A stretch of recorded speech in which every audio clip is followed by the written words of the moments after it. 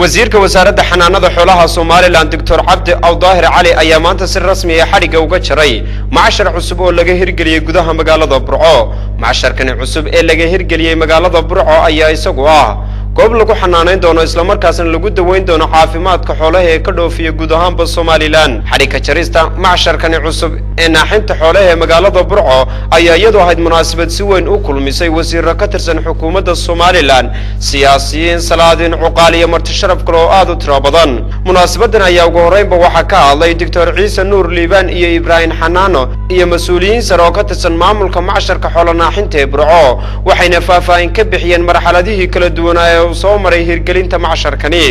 mashruucani wuxuu kaga duwan yahay mashaariicda kale ee dalka ka samaysan inuu marka ugu horeysa u sheegay oo haysta shahaado caalami ah oo ay bixisay OIE oo ah hay'adda dunida ugu shughul leh ka ganacsiga xoolaha iyo wixii xoolaha ka soo baxay oo ay haystaan fasax in cid kasta la saxaan kara qadaraas oo u dhoofin kara. xildhibaano ka tirsan golaha baarlamaanka Soomaaliland iyo salaadiin aad u tiro badan oo iyaguna halkaasi ka hadlay ayaa ka sheekeeyay faa'iidada uu macasharkan u leeyahay guud ahaanba bulshada reer Soomaaliland. siyaasi Cali Maxamed Waran Cabdi Xaaji Cabdi Waraabe Sheekh Cali Geedi iyo gudoomiyaha guddida horumarinta gobolka Togdheer Mudane Maxamuud Aadan Dheri oo iyaguna halkaasi ka hadlay ayaa dhinacooda mas'uuliyiinta macasharkaasi ku booriyay inay si laban dadaalkooda. wasiir dowlaha wasaaradda maaliyadda Soomaaliland iyo wasiirka ganacsiga oo iyaguna halkaasi ka hadlay ayaa dhinacooda ballan qaaday in xukuumad ahaan wixii kraankooda ay la garab istaagi doonaan maamulka macasharkaasi.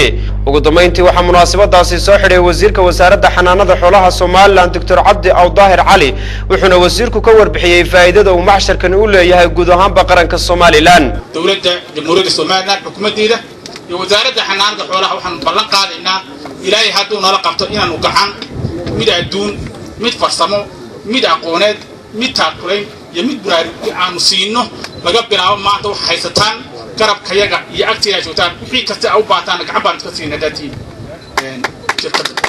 ugu dambeyntii daawadayaal macasharka xoolaha aan caam ee magaalada Burco ayaa isagu noqonaya macasharka ugu weynaa ee tan ee guud ahaanba laga hirgeliyay gobolada iyo degmooyinka dalkan Soomaaliland.